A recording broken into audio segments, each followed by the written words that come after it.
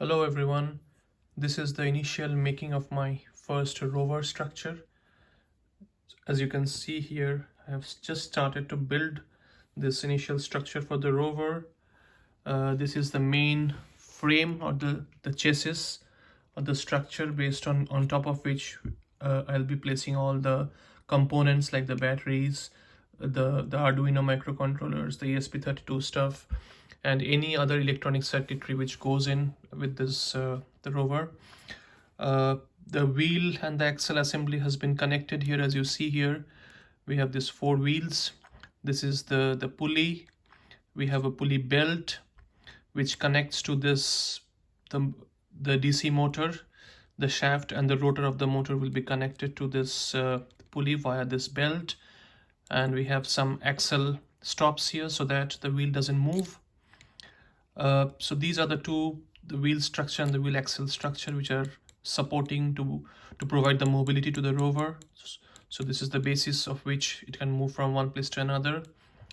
I have a wooden structure here. It has multiple purposes. One is to provide stability and strength to this component. So the DC motor which provides mobility to this the rover, this is connected to it with screws, and it is like built and glued with the HEPA, like both sided tapes here. So this is completely fixed into the frame of the rover. I have used these wooden structures or the bamboo sticks to create a structure to support two solar panels, S1 and S2. So if you see here, I have these solar panels which provides the DC power which will be provided as supply to the motors. I do have some electronics over here. One has an antenna. So this is the base of the antenna, and this is the structure of the antenna.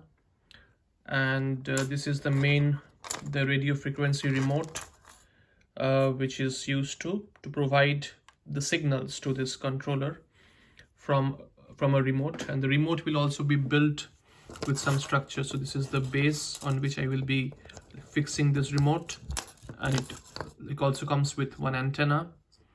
So this is the antenna structure over there, and the plus and minus of the connections will be glued to the battery compartment. So I have two battery compartments here. One is for the rover itself, and the other is for the remote control.